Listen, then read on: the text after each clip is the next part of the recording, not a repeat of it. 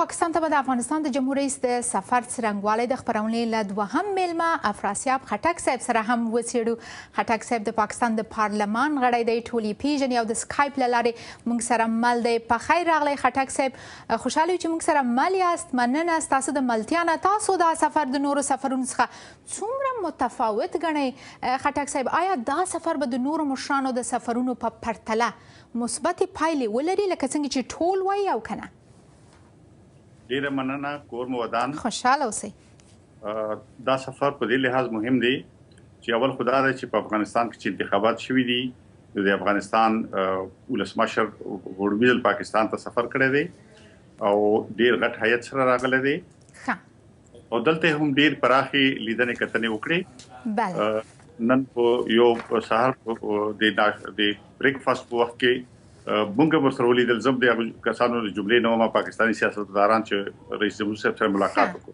ډېر ښه. داسې برېښي خټک صاحب چې له طالبانو سره د سولې بهیر د دې سفر اصلي یوه موخه هم وي. په دې موضوع څومره خبرې وشوې؟ تاسو د څومره نویو معلوماتو نه باخبر یاست او نتیجه به یې څه وي په دې برخه کې ځانګړې توګه؟ مونږ خو څومره پرې پوهېږو د ولسمشر اشرف غني صاحب نظر ډېر جامع، دقیق او ژور و. هغوی یو ډېر صفا ویژن لري دې باره کې.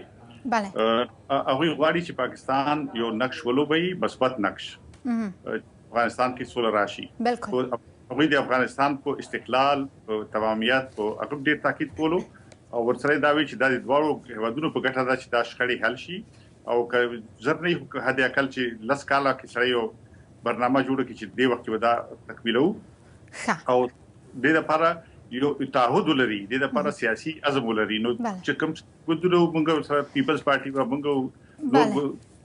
موږ ورته دا وایي چې بیخي پاکستان کې سیاسي ګوندونو منځ کې تقریبا یو اتفاق د نظر موجود دی چې په افغانستان کې بینونی مداخله باید ونشي او افغانان خپل باید فیصله وکړي، تصمیمونه ونیسي. سیاسي توافق ته اشاره وکړه خټک صاحب.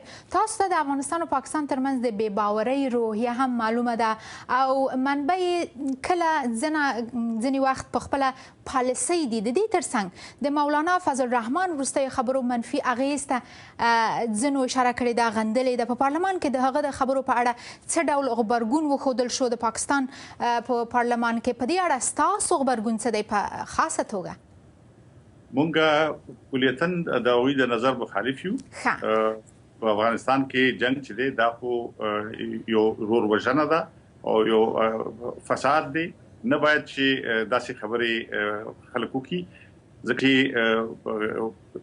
مونږ ولیدو چې کوم اور په افغانستان کې بل شوی و. زموږ مشرانو خو پخوا نه وي چې مونږ خو ډېر پخوا نه وي چې په افغانستان کې بیروني لاسوهنې نه وي پکار، ځکه چې که دا اور په افغانستان کې بل شوی دا اور به خور شي او دا ولیدل دنیا چې دا خور شو پاکستان ته راغی او خپله پاکستان هم یعنی متضرر کړو.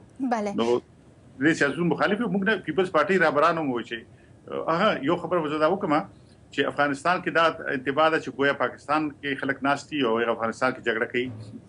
خپله پاکستان حکومت هم تورونه لګوي چې د بالاکن ډیویژن چې خلک هغې اخوا ته تللي، نو سیاسي ګوندونو په حکومتونو تاکید بالکل خټک صاحب. خو دلته د خارجیانو ټکی استعمال شوی و. دا ټکی خورا مهم دی.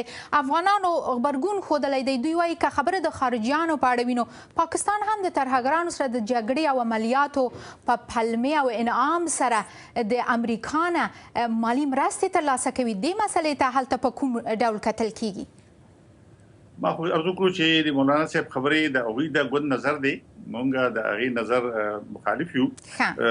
تروریزم یو بینالمللي مسله ده او ټول جهان کې لګیا دي خلک یو بل سره مرسته کوي. خپله پاکستان په دې حکومت په دې خبرو کې شریک دی.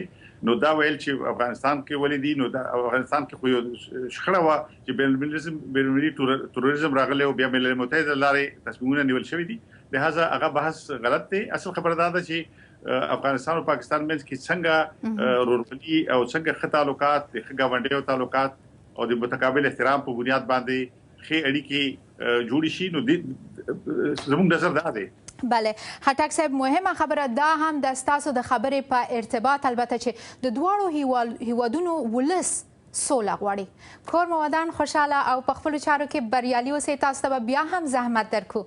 مننه تاسو نه. کور مو ودان. خوشحاله اوسئ.